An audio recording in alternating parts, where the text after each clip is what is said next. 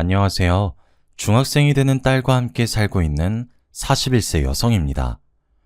저는 2년 전에 배은망덕한 인간들 때문에 지옥의 불구덩이에 빠졌다가 겨우 살아났습니다. 저를 지옥으로 밀어넣은 인간들은 시댁 식구들이었죠. 시댁 식구들은 신혼 때부터 한 통속이 되어서 돈 없고 가난한 친정과 저를 벌레 보듯이 하였습니다. 그때 당한 서러움과 억울함은 책으로 써도 몇 권은 될 정도였는데요. 그래도 여자로 태어난 업보라고 생각하고 고된 시집살이를 눈물로 참아냈습니다. 시댁 식구들을 가족들이라고 생각하고 시댁이 경제적으로 힘들어졌을 때 시댁을 다시 일으켜 세우려고 했죠. 그런데 그 인간들은 제 뒤통수를 치고 인생을 끝장내려고 했습니다. 소문이라도 내고 싶은 마음에 이 끔찍한 경험을 여러분들에게 들려드리고자 합니다. 저희 집안은 중산층으로 넉넉하진 않지만 크게 돈 걱정은 하지 않으면서 살았습니다. 어느 순간 아버지께서 해고를 당하면서 집안 형편이 기울기 시작했는데요. 불의를 보면 못 참는 성격 때문에 아버지께서 20년간 다녔던 그 회사에서 잘리신 겁니다. 아버지가 해고를 당한 이유는 회사 고위 임원의 비리를 감사원에 고발했기 때문입니다. 낙하산 인사로 온 총무이사가 회사의 공금을 횡령하기 시작한 것인데요. 그런데 이상한 건 직원들이 그 사실을 알고 있으면서 가만히 있었다는 것입니다. 참다 못한 아버지께서 총무부장을 찾아가서 총무이사의 비리에 대해 이야기했다고 하죠. 그랬더니 총무부장이 하는 말이 아주 가관이었습니다. 이 과장, 그런 건 말해서 뭐 하려고. 원래 그런 거 알고 있어도 말 안 하는 거야. 괜히 쓸데없이 설치지 말고 조용히 있어. 그러다 큰일 나면 어쩌려고 그러십니까? 나도 가만히 있는데 이 과장이 왜 나서는 거야? 찍히고 싶어서 작정했어? 부장 역시 다 알고 있었지만 총무이사가 무서워서 모른 척하고 있었던 거죠. 아버지는 몇 달간을 고민하다가 총무이사가 공금횡령을 하고 있다는 증거들을 모아서 감사원에 투서를 넣었습니다. 그 사실을 안 총무이사가 괘씸한 아버지를 잘라버렸는데요. 아버지도 모른 척 넘어가려고 했지만 2년 동안 계속해서 크고 작은 비리들이 터졌다고 합니다. 회사를 위해서 결단을 내렸는데 오히려 손가락질을 받게 된 거죠. 그리고 아버지가 모르고 있던 비밀이 하나 더 있었습니다. 공금횡령은 총무이사 혼자만의 비리가 아니었던 건데요. 아버지가 건드린 비리는 다른 임원과 거래처까지 줄줄이 엮여있던 대형 커넥션이었다고 해요. 심지어는 회장까지 연관되어 있었다고 합니다. 회장이 회사 공금을 빼돌리기 위해서 친척을 총무이사 자리에 앉힌 것이었어요. 그래서 누구 하나 건들지 못하고 있었는데 아버지가 건드렸으니 블랙리스트에 오를 수밖에 없었죠. 재취업에 번번이 실패하는 이유를 알아보니 총무이사를 비롯한 다른 임원들이 거래처를 통해서 아버지의 재취업을 원천 봉쇄하고 있었습니다. 6개월 넘게 새로운 직장을 알아보았지만 저희 아버지가 인력사무소를 전전하는 신세가 되어버렸어요. 그러면서 아버지의 성격이 이상하게 변하기 시작했습니다. 갑자기 밥을 먹다가 숟가락을 던지며 엄마에게 소리를 지르기 시작하셨습니다. 당신 왜 그런 눈빛으로 쳐다봐? 내가 우스워? 지금 내가 우습냐고? 아니, 내가 언제 당신을 무시했다고 그래요. 방금 한숨 쉬면서 혀 차는 거 다 봤어. 돈 못 벌어온다고 지금 무시하는 거잖아. 아니에요. 당신이 오해한 거예요. 듣기 싫어. 아휴, 이놈의 집구석. 이젠 마누라랑 자식 새끼까지 날 무시하네. 다정하고 부드러웠던 아버지는 무능한 가장이란 자책감에 엄마 제게 자주 화를 내셨습니다. 어쩔 때는 폭력까지 휘두르셨어요. 그러다가 3년 뒤에 병을 얻어서 세상을 떠나셨는데요. 3번에 걸친 수술과 2년간의 병원 생활로 5천만의 빚을 안겨주었습니다. 이런 상황에서 제가 할 수 있는 방법은 하나밖에 없었습니다. 고등학교를 졸업하고 직장을 구해서 빚을 갚아나가야만 했죠. 그때 회사에 들어가서 남편을 만나게 된 것입니다. 제 남편은 제가 일하던 회사의 사장 아들이었습니다. 격리 일을 하면서 남편을 지켜봤는데 사장인 아버지 밑에서 일을 배우고 있더라고요. 그러다 번번이 눈이 마주쳐서 난감한 상황이 펼쳐졌습니다. 남편이 저를 마음에 들어하는 눈치더라고요. 정혜 씨, 오늘 시간 되면 같이 저녁이나 먹을까요? 저는 사장 아들이라 신기해서 쳐다본 것인데 제 눈빛이 호감의 눈빛이라고 생각한 모양이에요. 저한테 데이트 신청을 하길래 어색한 미소만 지었어요. 가만 보니까 한 번 차였다고 기죽지를 않더라고요. 퇴근 시간만 되면 같이 밥 먹거나 술을 마시자고 졸라댔어요. 저는 남편이 사장 아들이라는 사실을 알고 있어서 더 이상 거절하기가 힘이 들었죠. 사적으로 몇 번 만나다 보니 저도 남편에게 호감이 생겼는데요. 사장님께서 저와 남편이 몰래 만나고 있는 걸 알아차린 것 같았습니다. 사이가 진지해져서 결혼할까봐 걱정되셨는지 근무 도중 남편을 불러 이야기하는 것을 엿들었습니다. 너 혹시 격리 보고 있는 정혜랑 사귀고 있냐? 네, 맞아요. 아버지께서 어떻게 하셨어요? 딱 봐도 알지. 그렇게 티를 내는데 내가 어떻게 몰라? 애는 착하고 참 좋은 것 같은데 결혼할 정도는 아닌 것 같다. 경제적인 수준이 비슷해야지 나중에 부부싸움도 덜 할 거 아니야. 요즘 시대에 조건 보고 결혼하나요? 제가 못 사는 것도 아니고 그렇게 조건 따져가면서 결혼하면 저 영원히 결혼 못 할 수도 있어요. 아무리 그래도 격리나 하던 애를 며느리로 들일 수 없어. 세상에 여자가 이렇게 많은데 하필이면 정혜냐? 좋은 말 할 때 다른 애 찾아봐. 그날 이 대화를 엿듣고 얼마나 우울했는지 모릅니다.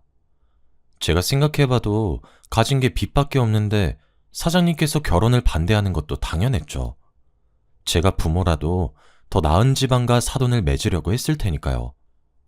그래서 남편과 멀어지려고 연락도 줄이고 회사에서는 사무적인 대화만 나눴습니다. 제가 갑자기 차가워지니까 남편이 저를 따로 불러서 무슨 일이 있냐고 묻더라고요. 정혜야, 너 요즘 이상하다. 연락도 잘 안 받고 왜 자꾸 피하는 거야? 내가 말 걸면 단답만 하고. 혹시 화나는 일 있어? 그걸 몰라서 물어요? 저 오빠랑 사장님이랑 이야기하는 거 다 들었어요. 사장님이 우리 사귀는 거 못마땅하게 생각하시잖아. 아니야. 우리 아빠가 아직 너에 대해서 잘 모르셔서 그래. 너랑 친해지면 생각 바뀌실지도 몰라. 사장님이랑 어떻게 친해져? 우리 둘만 좋다고 결혼했다가 무슨 일이라도 벌어질지도 모르고. 나도 그렇고 오빠도 그렇고 이제 슬슬 결혼할 나이잖아. 더 좋은 사람 만나서 결혼 준비해야지. 뭐? 그럼 지금 헤어지자는 거야? 아무리 그래도 이런 걸로 헤어지는 게 말이 돼? 정혜야, 다시 생각해보자. 아버지랑 엄만 내가 설득해 볼게. 남편이 이런 식으로 저를 붙잡으니까 헤어지기 어려웠죠. 남편은 부모가 반대한다고 저를 포기할 생각은 없다고 걱정하지 말라고 했어요. 그리고 진짜로 사장님을 설득시키기 시작했죠. 저를 데리고 집으로 가서 식사도 하고 술도 한 잔씩 하면서 사장님과 사적인 대화를 많이 나누게 되었습니다. 진짜로 사장님이 절 좋아하게 되실 줄은 꿈에도 몰랐는데 2달 뒤에 저희들의 결혼을 허락하시더라고요. 그런데 나중에 알고 보니 이제 제 시아버지가 되신 사장님께서 남편과 거래를 한 것이었습니다. 남편은 몇 달 동안 공을 들여서 새로운 거래처를 확보하는 데 성공했는데 만약 결혼을 허락하지 않으면 거래처를 다른 경쟁회사에 넘겨버리겠다고 협박했다고 해요. 뭐? 민철이 너 지금 뭐라 했냐? 땡땡사에 그걸 넘기겠다고? 네가 지금 미쳤어? 감히 아버지를 협박해? 아버지, 협박이 아니라 거래를 하자는 거예요. 정혜를 며느리로 드리고 좋은 거래처 확보하실래요? 아니면 이 거래 아예 그만두실래요? 제가 이 사실을 알았으면 남편을 말렸을 텐데 결국 시아버지께서 결혼을 허락하신 거였습니다. 남편 말로는 시아버지께서 끝까지 결혼을 반대하시니까 마지막 수단을 쓴 거라고 합니다. 전 이것도 모르고 좋다고 결혼식을 올렸네요. 덕분에 저는 시부모님께 밉보여서 원치도 않는 시댁살이를 하게 되었습니다. 제가 시댁까지 찾아가서 따로 살고 싶다고 말씀드리니까 시어머니는 저한테 이렇게 말씀하시더군요. 집 살 돈은 있고 혼수도 안 내었으면서 분갈하겠단 거니? 아니요, 어머님. 같이 사시면 어머님이 불편해하실까봐. 불편하긴 뭐가 불편해? 안 그래도 몸 안 좋아서 집안일 도울 사람 필요했는데 잘 됐다. 얼른 이삿짐 옮겨. 제가 남편한테 말해서 따로 살고 싶다고 해도 시어머니께서 시댁에 남아도는 방도 많은데 굳이 분가해야겠냐고 따지셨습니다. 보나마나 저를 옆에 두고 살림을 시키면서 부려먹을 속셈이시겠죠. 결국 시어머니의 바람대로 결혼 후 회사를 그만두고 시댁살이를 시작하게 되었습니다. 예상대로 시어머니께서 저를 갈구시더라고요. 시어머니와 한 집에서 사느라 저는 방에서 편히 누워있지도 못했습니다. 그리고 시어머니만 절 괴롭히는 게 아니었거든요. 손아래 시누이는 저를 아예 가사도우미 취급했습니다. 어느 날은 제게 집안일을 시키다 못해 혼을 내기까지 했습니다. 뭐야 이게? 이건 왜 이렇게 한 거야? 언니, 이리 좀 와봐. 시누이가 앙칼진 목소리로 저를 부르길래 가봤더니 너덜너덜해진 속옷이 보였습니다. 시누이는 이 속옷이 세탁기에서 나왔냐며 왜 이렇게 했냐고 저를 노려보고 있었습니다. 언니, 이건 실크 소재라서 손빨래 한다고 몇 번이나 말했어요. 이게 뭐야? 비싼 건데 완전 걸레가 됐잖아. 시누이는 큰마음 먹고 산 명품 속옷이 망가졌다고 난리를 치더라고요. 이게 얼마짜린지 아냐고 난리를 치길래 한숨을 쉬면서 사과했죠. 미안해. 내가 깜빡하고 그냥 세탁기에 넣었네. 다음엔 진짜 조심할게. 그런 정신머리로 살림을 어떻게 해요? 나 엿먹이려고 일부러 이러는 거 아니에요? 아니, 엿먹이려고 일부러 그랬다니 말이 너무 심한 거 아니야? 내가 일부러 그럴 리가 없잖아. 아이씨, 짜증나게. 돈 없고 무식하면 시키는 거라도 잘하든가. 정말 멍청한 건 답도 없다니까. 저도 화가 나서 목소리를 높이니까 시누이가 짜증을 내면서 제 어깨를 치고 가버렸습니다. 그 모습을 보고 있던 시어머니께서 말리기는커녕 비아냥되기 바빴습니다. 효정아, 그만해라. 시장에서 파는 속옷만 입던 애가 명품 속옷이 뭔진 알겠니? 그러니까 쥐가 실수해놓고 괜히 짜증내고 있어. 시어머니가 은근히 저를 비꼬면서 시누이 편을 들고 거기에 신난 시누이가 저를 대놓고 비웃었죠. 그런 일이 한두 번이 아니었습니다. 거의 매일 일어나서 미칠 지경이었어요. 두 모녀는 제가 뭘 해도 마음에 들어하는 법이 없었고 늘 잔소리하고 구박만 늘어놓았습니다. 남편에게 말해봐도 시어머니와 시누이는 남편이 하는 말을 귓등으로도 듣지 않았습니다. 모두 제 집안이 가난한 탓이라 생각하고 참을 수밖에 없었는데요. 그래도 저를 이해해주는 남편만 믿고 살았는데 1년 뒤 남편이 베트남으로 가게 되었습니다.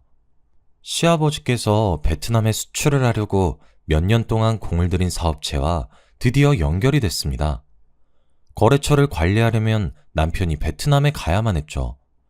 남편이 이 이야기를 해주면서 저한테 3년만 참고 있으란 말을 해주었습니다. 여보, 당신 고생하고 있는 거 다 알아. 근데 눈 딱 감고 3년만 참자. 내가 베트남에서 성공하고 오면 분가하자. 내가 제대로 호강시켜줄 테니까 조금만 참아줘. 3년? 1년도 힘들 것 같은데 3년? 안 가면 안 되는 거야? 내가 안 가면 당신이 더 힘들어질 거야. 나도 안 가고 싶었는데 당신 시댁에서 나오게 하려면 다녀와야 할 것 같아. 그럼 딱 3년이다. 더 길어지면 안 돼. 그 뒤로 우리 분가하는 거다. 나랑 약속해. 남편을 베트남으로 보내는 대신 돌아오면 꼭 분가하기로 약속했습니다. 다행히 베트남에서 아예 사는 것이 아니라 3개월이나 6개월에 한 번씩 한국으로 들어올 수 있었습니다.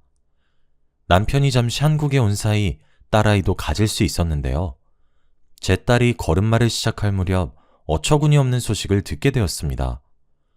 베트남에서 일하던 남편이 교통사고를 당했다는 거 있죠. 게다가 며칠 후에 세상을 떠났다는 소식을 뒤늦게 알아서 베트남으로 가게 되었습니다. 그곳 대사관 직원을 만나 병원으로 가니 정말 남편이 죽은 채로 누워있더군요. 갑작스러운 충격에 말도 나오지 않았지만 저는 남편의 시신과 함께 한국으로 돌아와야만 했습니다. 그런데 한국에 돌아오자마자 시어머니께서 싸늘한 눈빛으로 저를 쏘아 붙이셨죠. 네가 왜 여기 있니? 남편도 죽었는데 네가 무슨 염치로 이 집에 빌부터 사려고 하는 거야? 당장 짐 싸서 나가! 시어머니께서 저를 내쫓으려는 것도 모자라 남편이 베트남에서 죽은 걸 제 탓으로 돌렸습니다. 집안의 며느리 잘못 들이면 서방 잡아먹는다는데 그 말이 딱 맞네. 너 때문에 우리 아들이 죽었어. 그게 왜 제 탓이에요? 정말 해도 해도 너무하세요. 아니 인연이 뭘 잘했다고 눈을 치켜뜨고 소리를 질러? 억울해서 그래요. 그동안 무시당한 것도 억울한데 남편 죽은 지 며칠이나 지났다고 저를 쫓아내려고 들어요? 양심 없는 년? 너까지 꽤 억울하다고? 듣기 싫으니까 당장 이 집에서 나가. 네, 나갈게요. 있으라고 사정해도 나갈 거라고요. 남편 장례만 치르고 바로 나갈 거니까 제발 저 좀 내버려 두세요. 남편 잡아먹은 년이 무슨 염치로 장례를 치른대? 절대 안 된다. 더 이상 볼 생각 없으니까 썩 나가거라. 시어머니께서 끝까지 고함을 지르길래 눈물을 머금고 나왔습니다. 딸을 데리고 친정으로 가니까 어머니께서 제 이야기를 듣고 같이 눈물을 흘려주셨죠. 아이고, 세상에 그런 몰상식한 집안이 다 있나. 우리 딸이 남편을 잃었는데 감히 쫓아내? 내가 결혼을 잘못 시켰다.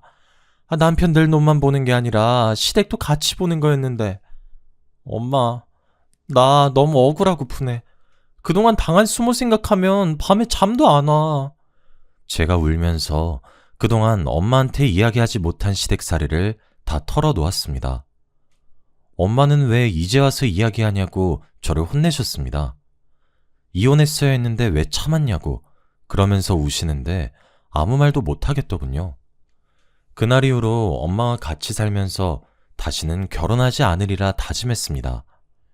그러다 시댁 소식을 듣게 되었는데요.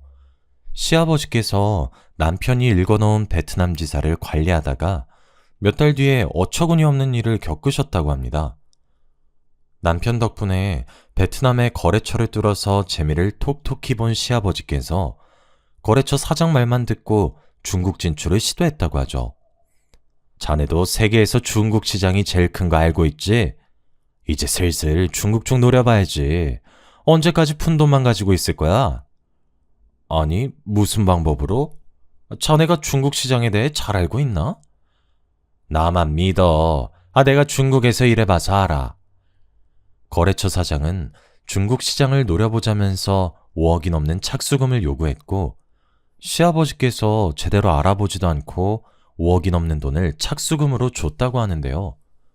거금을 들였으니 얼른 시작하자고 재촉했지만 거래처 사장이 오히려 느긋하게 생각하라고 으름장을 놨다고 해요. 원래 중국이란 나라가 뒷돈이 많이 들어가는 곳이야. 허가 받으려고 해도 여기저기 뒷돈 찔러줘야 하니까 가만히 있어. 너무 나서지 말고 기다리라고.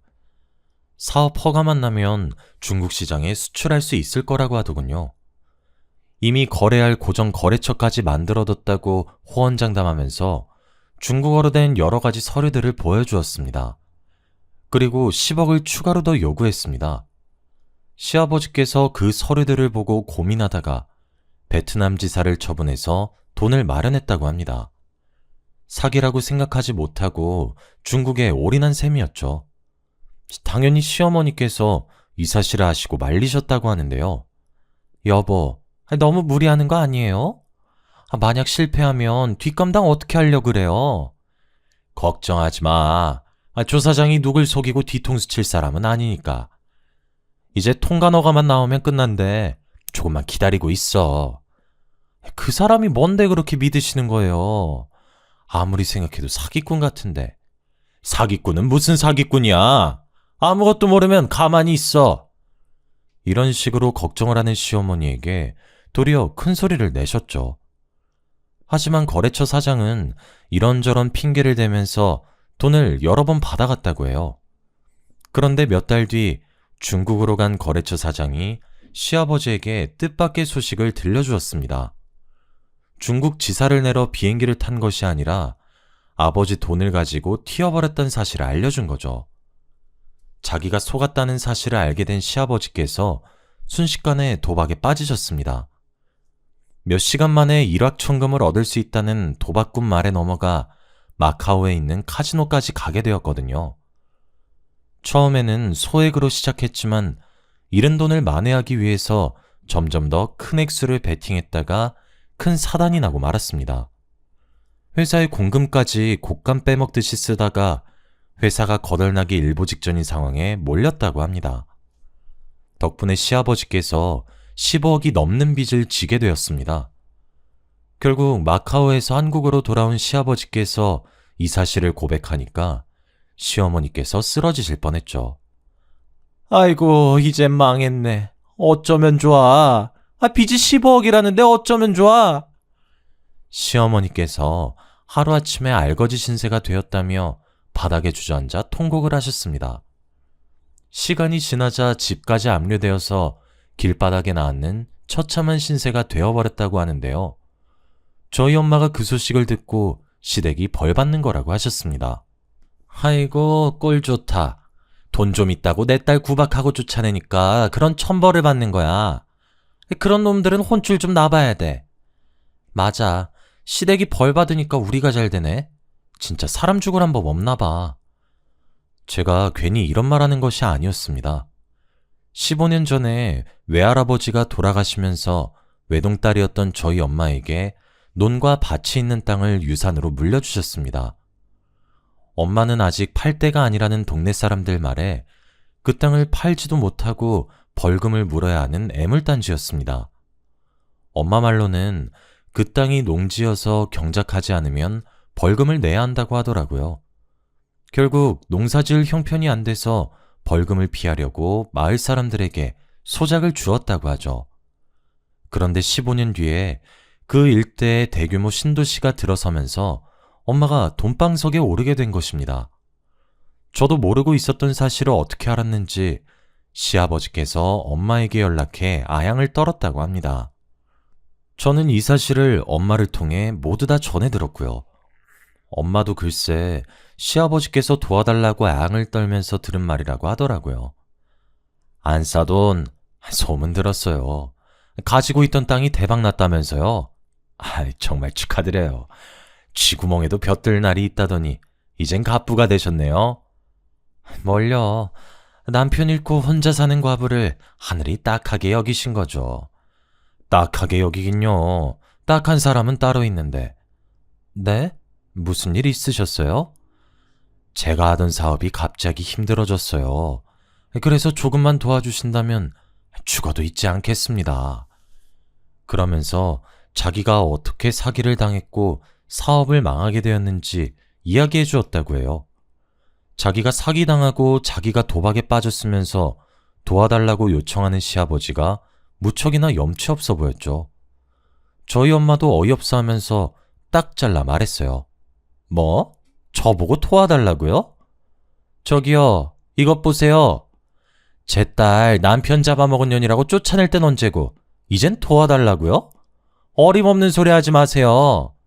안사돈, 그때 일은 제가 사과드릴게요. 그리고 그냥 도와달라는 거 아닙니다. 회사를 전부 새애기한테 줄 생각입니다. 지금 우리 딸한테 회사 넘겨준다고 하셨어요? 시아버지께서 힘들어도 너무 힘들었나 봅니다. 갑자기 저한테 회사를 준다고 하길래 잘못 들었나 귀를 의심했습니다. 만약 엄마가 가진 돈으로 회사가 부도이기를 면하고 다시 살아난다면 그 회사를 제게 넘기겠다는 겁니다. 제 말 못 믿으시겠다면 변호사 앞에서 각서 써드릴게요. 제발 부탁드립니다. 저 이러다 망합니다. 하지만 아버님, 저는 회사 운영해 본 적도 없고 아무것도 모르는데 무작정 주시겠다고 하면 안 되죠. 그런 건 걱정하지 마라. 내가 옆에서 도와줄 테니 천천히 배우기만 하면 돼. 지금 후계자 자리를 저한테 주시려고요? 신우인 어쩌고요? 내 딸은 후계자감 아니라는 거 진작부터 알고 있었다. 그러니 너한테 이러는 거 아니냐. 그러면서 시아버지께서 투자 명목으로 도움을 주면 매달마다 투자금 외에 지분을 주겠다고 약속했어요. 다시는 시댁 식구들을 보지 않겠다고 다짐했는데 엎드려서 비는 시아버지 모습을 보자 측은한 마음이 생기더라고요. 오죽했으면 거의 남이나 다름없는 며느리한테 와서 이러는 걸까요? 게다가 시아버지가 말하는 조건도 나쁘지 않으니 10억이 넘는 토지 보상금을 투자금으로 주기로 했어요. 원래는 그 돈으로 노후 대책을 하려고 했는데 의논 끝에 시아버지의 제안을 받아들이기로 한 거죠. 당연히 저도 갑작스러운 제안을 받아들인 게 걱정되긴 했습니다. 엄마한테 이래도 되는 거냐고 물어보니까 무작정 오케이 한 것이 아니라서 생각이 있어서 승낙한 거라고 하셨습니다. 확실하게 계약서도 받아뒀고 건물보단 회사에 투자해서 매달 수익 챙기는 게 훨씬 나을 것 같구나. 네가 회사 차지하면 시엠이랑 신우도 널 얕잡아 볼 일 없을 거다. 엄마가 며칠 뒤에 계약서대로 시아버지께 10억을 투자했습니다. 그 덕분에 시아버지께서 급한 불을 끌 수 있었고 시댁도 압류의 위기에서 벗어날 수 있게 되었습니다. 시어머니도 이 사실을 알고 제 눈치를 보며 고맙다는 인사를 다 건네더라고요. 아가, 고맙다. 그동안 내가 너한테 모질게 굴었던 거 용서해다오. 내가 그동안 생각이 짧았던 것 같다. 정말 미안하구나. 시어머니께서 제 손을 잡고 머리까지 숙이시길래 불편한 마음이 들었습니다. 게다가 시누이까지 제게 사과를 하며 시댁으로 다시 들어와서 살라고 하더군요. 저는 이 사람들을 용서할 생각이 없었는데 저 자세로 나오니 마음이 흔들렸습니다. 게다가 시아버지께서 저를 대표이사로 앉히겠다는 약속을 지키셨죠. 저를 소개하는 자리를 갖기 위해 시아버지께서 고위 임원들 회의를 여신 것이었습니다. 그러면서 저를 대표이사라고 이야기해 주길래 정말 감회가 새로웠습니다. 여러분, 우리 회사를 위기에서 구해낸 신임 대표이사님입니다. 모두 박수로 환영해 주세요. 임원들이 전부 자리에서 일어나서 축하해 주어서 엄청나게 떨렸지만 아무렇지 않은 척했습니다. 격리일만 하던 제가 대표이사직에 오르다니 지금 생각해도 믿을 수가 없는데요. 제가 민폐만 끼치는 것은 아닐까 싶었는데 시아버지께서 이것저것 많이 알려주셨습니다. 회사 일을 아예 안 해본 것이 아니라서 헤매지 않고 금방 배울 수 있었죠. 시아버지께서도 몇 년 동안 저를 가르쳐 주시면서 해준 말이 아직도 잊혀지지가 않아요. 아가, 내가 옆에 있으니까 아무 걱정할 것 없다. 아직은 실무 경험이 없으니까 차근차근 하나씩 배워가면 된다. 처음에는 하루 종일 자리만 지키고 앉아있다가 시아버지나 임원들이 가지고 오는 결제 서류에 형식적으로 사인만 해주었습니다. 하지만 2년, 3년, 4년이 지나가니 저도 알아가는 게 많아지고 있습니다. 시아버지의 도움을 안 받는다고는 할 수 없지만 대표이사직을 무사히 해내고 있습니다. 엄마도 투자에 대한 지분으로 매달 수익이 통장에 입금되고 있다고 하니까요. 걱정할 거리가 점차 사라져가고 있다고 말씀하시더라고요. 아이고, 내 팔자의 걱정은 무슨 사치다, 사치. 요즘 세상에 가만히 앉아 있어도 매달 돈이 저절로 들어오다니 이런 게 바로 신선노름 아니겠니? 이러다 돈 가지고 도망가는 게 아닐까. 시아버지를 믿지 못하던 엄마도 이젠 마음 놓고 시아버지가 하는 말은 전부 믿게 되었습니다. 저도 아버님을 믿게 되면서 사이도 돈독해져 갔죠. 아버님께서 퇴근하더라도 회사 생활을 하면서 애로사항은 없는지 늘 확인하고 가셨습니다. 오늘은 어땠냐? 사장 자리에 앉아보니 힘들지 않아? 아니에요. 아버님이 도와주시니까 편하게 배우고 있어요. 아버님이 언제까지 도와주실 수 없으니 저도 하루빨리 제 몫을 해나가야죠. 부담 갖지 말게. 안 사돈 아니었으면 난 벌써 알거지에 노숙자 신세가 되었을 거야. 이렇게 이야기하다 보니 시아버지의 말과 태도가 확실히 달라진 게 보였죠. 저도 점차 아버님을 신뢰할 무렵 시아버지께서 새로운 사업을 추진하겠다고 제게 사인을 하라고 요구했어요. 새로운 사업이라면 어떤 건가요? 제가 묻자 시아버지께서 다른 임원들을 쳐다보면서 미소만 짓고 계셨습니다. 그때 기획이사가 대신 나서서 이야기해 주었는데요. 사업 다각화를 위해서 회사의 판매망을 확장하는 사업인데, 길게 설명드리자면 어려울 테니까 지사를 몇 개 더 만드는 거라고 생각하시면 됩니다. 네, 알겠습니다. 기획이사는 길고 장황하게 설명하려다가 사업에 대해서 잘 모르는 저를 위해서 간단하게 설명해 주었습니다. 저는 그래서 서류에 사인만 해주었죠. 그런데 얼마 뒤 기획팀장이 심각한 표정으로 저를 찾아왔습니다. 저 사장님, 중요하게 드릴 말씀이 있습니다. 뭔데요? 말씀하세요.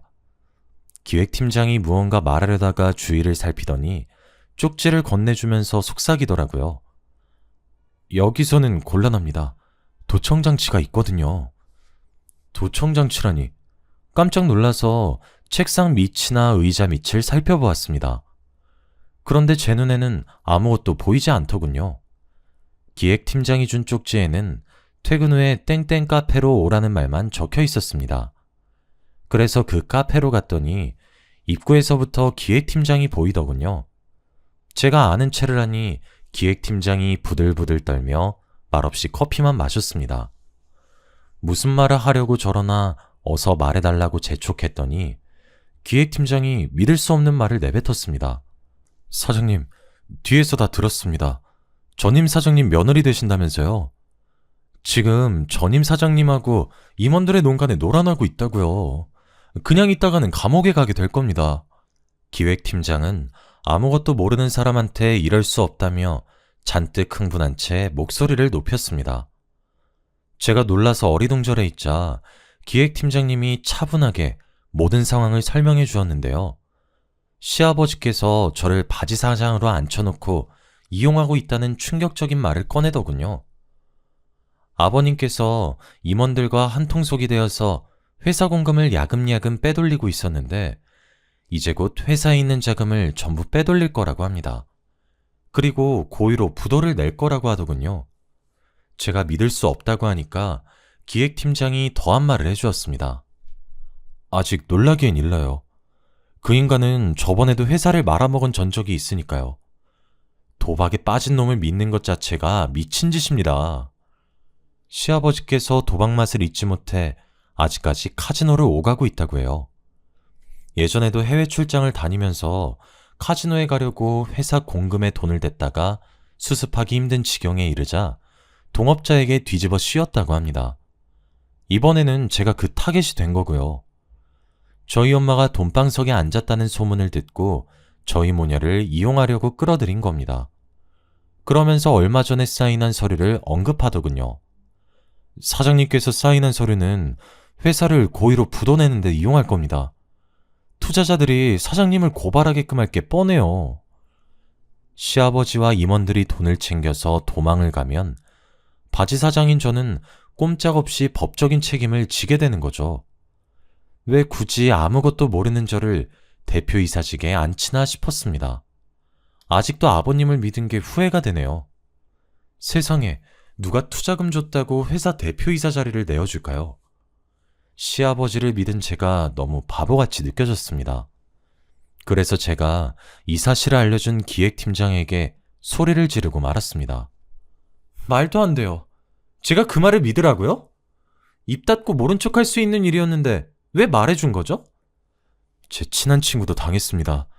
민철이 녀석도 몇십 년 동안 이 회사 다니며 모든 걸 내걸었는데 아무렇지 않게 사기를 치더라고요. 그냥 모른 척 할 수도 있지만 자꾸 민철이 녀석이 생각나서 그냥 두고 볼 수만은 없었어요. 큰일이 나기 전에 빨리 손 쓰셔야 합니다. 믿기지 않으면 직접 보라며 기획팀장이 자기가 모은 증거 자료들을 제게 주고 자리에서 떠나버렸습니다. 그래서 저는 바로 경찰서를 찾아갔죠. 형사들과 함께 시아버지를 찾아갔더니 아무것도 모르고 임원들과 회의를 하고 있더군요. 형사가 아버님 손목에 수갑을 채워버리자 아버님께서 소리를 지르셨습니다. 당신 뭐야? 왜 나한테 수갑을 채우는데? 뭐? 네가 신고를 했다고? 아가, 이게 무슨 짓이냐? 네가 뭘 단단히 오해하고 있는 모양인데, 아니, 난 아무것도 안 했다. 일단 수가 풀고 이야기 좀 나누자. 끝까지 오리발 내밀 셈이세요? 당신이 회사 돈 챙기고 도망가려고 했잖아. 형사님, 전 이분이랑 이야기할 생각 없으니까 빨리 경찰서로 데려가 주세요. 형사가 아버님을 데려가자 어이없는 일들이 드러나기 시작했습니다. 시어머니도 시아버지의 계획을 알고 있었지만 일부러 숨기고 있었던 거였어요.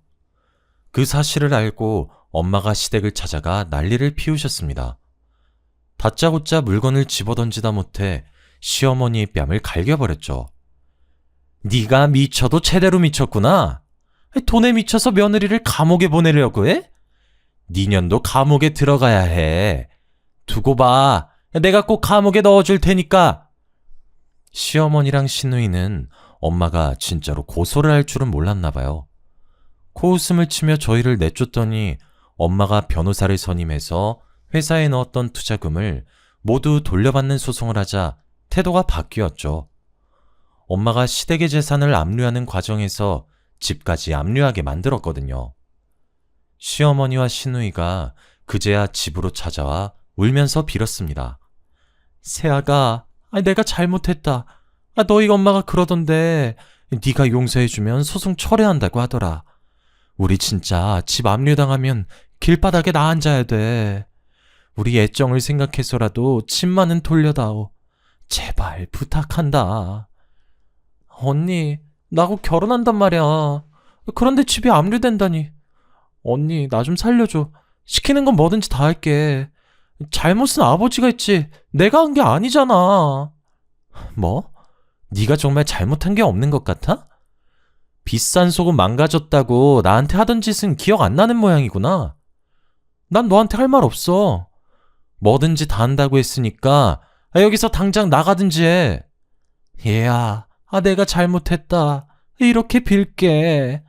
언니, 내가 못된 년이라 그랬어. 반성할게. 반성할 테니까 제발. 저는 시어머니와 시누이가 뭐라 하든 간에 예전에 저를 쫓아냈듯이 집에서 내보냈습니다. 사람에게는 넘지 말아야 할 선이 있습니다. 그 선을 넘는 순간 언젠가는 혹독한 대가를 치러야겠죠. 아직까지 법정소송 다툼이 이어지고 있지만 저는 절대 포기할 생각이 없습니다. 끝까지 가서 저를 속이고 농락한 시댁에게 복수해 주려고 합니다. 이 사연을 보내는 것도 복수하는 방법 중 하나라고 생각하는데요. 제발 부디 시댁 사람들이 제 복수를 달게 받고 진심으로 뉘우치길 바랍니다.